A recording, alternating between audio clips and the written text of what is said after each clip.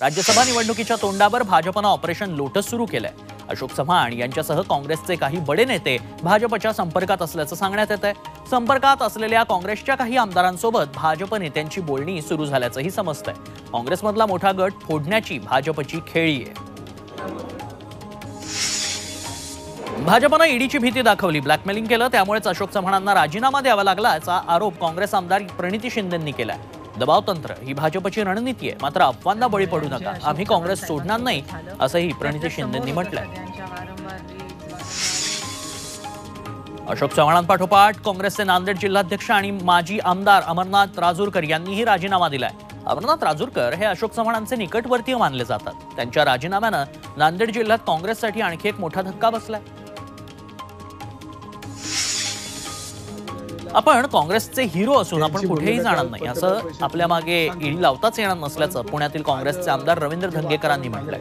तर भाजप प्रदेशाध्यक्ष बावनकुळेंनाच तिकीट मिळणार नाही, आधी त्यांचं तिकीट नक्की होऊ द्या, नंतर त्यांच्या पक्षात कोण येणार हे त्यांनी सांगावं असा टोलाही धंगेकरांनी लगावलाय। राष्ट्रवादी आमदार अपात्रता प्रकरणाचा निकाल 15 फेब्रुवारीपूर्वीच दिला जाणार आहे। विधानसभा अध्यक्ष राहुल नार्वेकरांनीच ही माहिती दिली आहे। राष्ट्रवादी आमदार अपात्रता प्रकरणाची सुनावणी पूर्ण झाली आहे। मुख्यमंत्री शिंदे आणि संजय राऊत यांच्यात दाढीवरून वारप्रहार सुरू झालेत। दाढीनं काडी फिरवली तर तुमची लंका खाक होईल असाही इशारा शिंदेंनी दिला होता। त्यावर राऊतांनी प्रत्युत्तर दिलंय, दाढी रावणाला होती, रामाला नाही, आम्ही सगळे हनुमान आहोत असंही राऊत म्हणाले। लंका ही रावणाची जळते, त्यांना माहित नाही। मुंबईत काँग्रेस पक्षाला आणखी एक धक्का बसलाय। काँग्रेसचे माजी नगरसेवक जगन्नाथ कुट्टी यांनी भाजपमध्ये प्रवेश केलाय। भाजप मुंबई अध्यक्ष आशिष शेलार आणि उपमुख्यमंत्री देवेंद्र फडणवीसांच्या उपस्थितीत पक्षप्रवेश पार पडला। वर्ध्यात उद्धव ठाकरे गटात इन्कमिंग सुरूच आहे। ग्रामीण भागातील शेकडो महिला आणि कार्यकर्त्यांनी शिवबंधन बांधलंय। वर्धा विधानसभा प्रमुख निहाल पांडे यांच्या नेतृत्वात पक्षप्रवेश पार पडला। उद्धव ठाकरे छत्रपती संभाजीनगर दौऱ्यानंतर 13 आणि 14 फेब्रुवारीला नगरच्या दौऱ्यावरती आहेत। यावेळी ते शिर्डी लोकसभा मतदारसंघाचा आढावा घेतील। सोनई, नेवासा, श्रीरामपूर, राहुरीमधल्या पदाधिकारी, कार्यकर्ते आणि नागरिकांच्या भेटीगाठी घेणार आहेत। बुधवारी कोपरगाव, अकोले, संगमनेर इथं त्यांच्या सभा होतील। शिवसेना प्रमुख आदित्य ठाकरे 14 फेब्रुवारीला नाशिक दौऱ्यावरती आहेत। इगतपुरी, सिन्नर, नाशिकमध्ये आदित्य ठाकरे कार्यकर्त्यांशी संवाद साधतील। आगामी लोकसभा निवडणुकीच्या पार्श्वभूमीवर ठाकरे गटाकडून दौऱ्याचं नियोजन करण्यात आलंय। शिवसेना ठाकरे गटाच्या वतीनं राज्यभरात जनसंवादाच्या माध्यमातून कार्यकर्त्यांशी संवाद साधण्यात येतोय। या अनुषंगानं शिरसोलीत 15 फेब्रुवारीला पक्षप्रमुख उद्धव ठाकरे आणि युवासेनेचे प्रमुख आदित्य ठाकरे जळगाव जिल्हा दौऱ्यावरती येणार आहेत। जळगाव ग्रामीण भागातील मतदारांशी ते संवाद साधतील। केंद्रीय मंत्री नारायण राणेंनी पुन्हा एकदा पत्रकारांवर संताप व्यक्त केला। संजय राऊत आणि विरोधकांनी केलेल्या आरोपांबाबत पत्रकारांनी विचारल्यावर केवळ विकासाबाबत विचारा, नको ते प्रश्न विचारू नका असं उत्तर त्यांनी दिलंय। मावळच्या तळेगावात सीआरपीएफ कॅम्पमध्ये रोजगार मेळाव्यात ते बोलत होते। भाजप आमदार नितेश राणेंच्या सुरक्षेत वाढ करण्यात आली आहे। लँड जिहाद, लव्ह जिहादच्या विरोधात आक्रमक भूमिका घेणाऱ्या नितेश राणेंच्या सुरक्षेत वाढ करण्यात आली। नितेश राणेंना Y+ सुरक्षा देण्यात आली आहे। गेले काही दिवस नितेश राणे लव्ह जिहाद आणि लँड जिहाद विरोधात राज्यभरात मोर्चे काढतात। शिर्डी लोकसभेच्या जागेवरून ठाकरे गट आणि काँग्रेस यांच्यात जोरदार रस्सीखेच सुरू झाली आहे। दोन्ही गटाकडनं शिर्डीच्या जागेवर दावा केला जातोय। विद्यमान खासदार शिंदे गटाचे सदाशिव लोखंडे असले तरी ठाकरे गटानं शिर्डीचे माजी खासदार भाऊसाहेब वागचौरे यांच्या नावासाठी आग्रह धरलाय। अनेक टप शिर्डी लोकसभा जागा काँग्रेस लढवत असल्यानं काँग्रेसनंही शिर्डीच्या जागेवर दावा ठोकलाय। शिर्डीतील साईबाबा संस्थान कर्मचारी सोसायटी निवडणुकीत सत्तांतर झालंय। सत्ताधारी विखे गटाला मोठा धक्का बसलाय। कर्मचारी सोसायटी निवडणुकीत विखे समर्थक पॅनलचा पराभव झाला। कामगार नेते विठ्ठल पवार यांच्या परिवर्तन पॅनलचा दणदणीत विजय झालाय।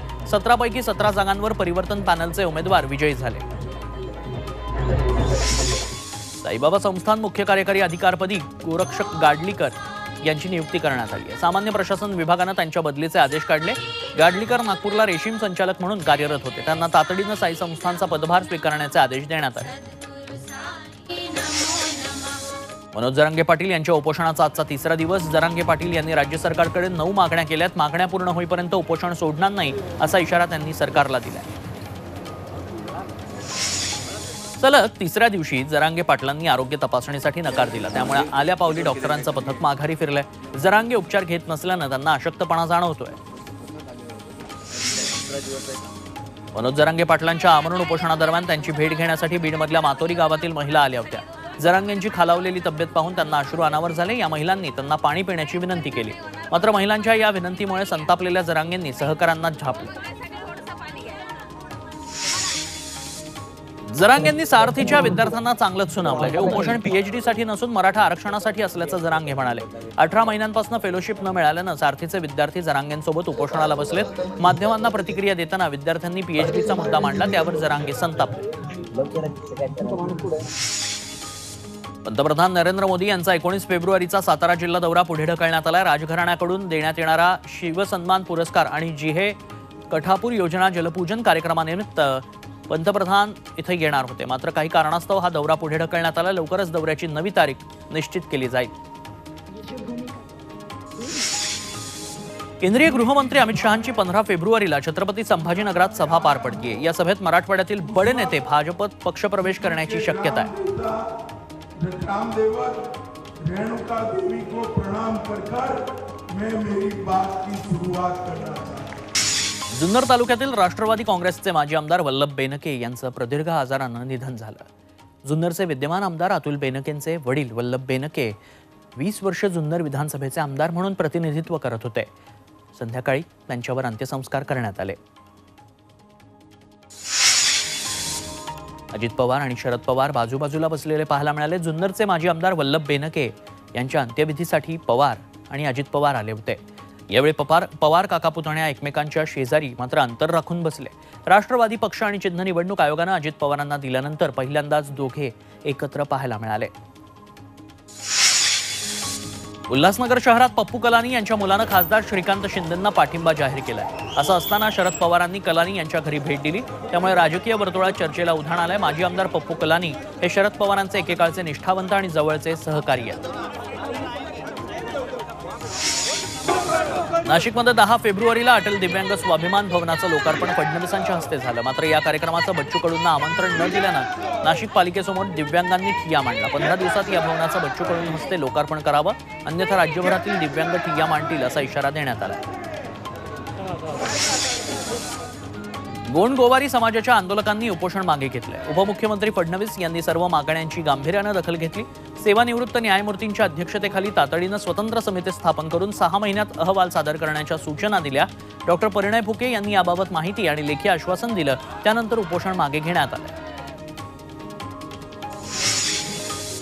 मुंबई महानगरपालिकेची तब्बल 3,320 कोटींची पाणीपट्टी थकीत असल्याची धक्कादायक बाब उघडकीस आली आहे. थकबाकीदारांमध्ये केंद्र सरकार, राज्य सरकार, MHADA, MMRDA, best, Mumbai port trust यांचाही समावेश आहे. मध्य आणि पश्चिम रेल्वेनं 534.30 कोटींची तर मुंबईतील खासगी सोसायट्यांनी 1,885 कोटींची पाणीपट्टी थकवली आहे.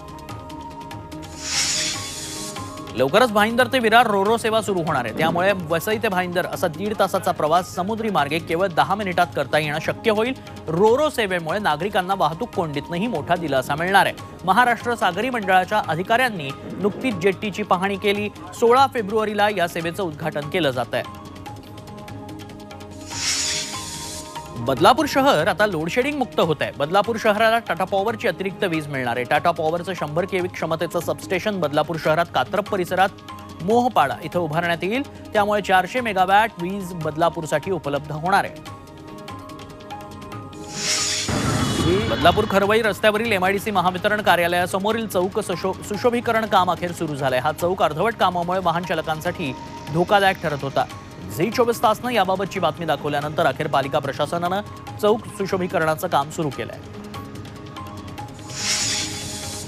ऐन परीक्षा तोंडावर असताना मुंबईतील शिक्षक निवडणुकीच्या कामात व्यस्त असतील. मुंबईतील शिक्षकांना निवडणुकीसाठी हजर राहण्याचे आदेश जिल्हाधिकाऱ्यांनी दिलेत. मनपा शाळेसोबत खासगी शाळांच्या शिक्षकांनाही जिल्हाधिकारी आणि महापालिकेनं पत्र दिलंय.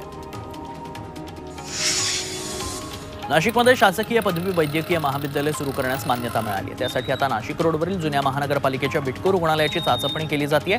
राष्ट्रीय आयुर्विज्ञान आयोगाच्या पाहणीनंतर सर्व गोष्टी निश्चित होणार असल्याचं MPGIच्या अधिकाऱ्यांनी सांगितलंय. तुम्ही खात असलेले वेफर्स, कुरकुरे, शीतपेय निकृष्ट दर्जाचं असू शकतं. कारण नामांकित कंपनीच्या नावाखाली निकृष्ट आणि मुदत संपलेल्या पदार्थांची विक्री सर्रास सुरू असल्याचा धक्कादायक प्रकार नवी मुंबईत उघडकीस आलाय. तुर्भे एमआयडीसी मध्ये अन्न आणि औषध प्रशासन विभागानं हे समोर आणलं. रसायन वापरून हे पदार्थ तयार केले होते. मनसेनं याची तक्रार केली. वसईच्या सकवार गावात अवैध बांधकामावर महसूल विभागानं धडक कारवाईला सुरुवात केली आहे. मुंबई अहमदाबाद महामार्गाला लागून असलेल्या अनेक अनधिकृत बांधकामांवर बुलडोझर फिरवण्यात आला. पत्रा आणि विटांच्या हजारो स्क्वेअर फूट अवैध बांधकामावर कारवाई करण्यात आली.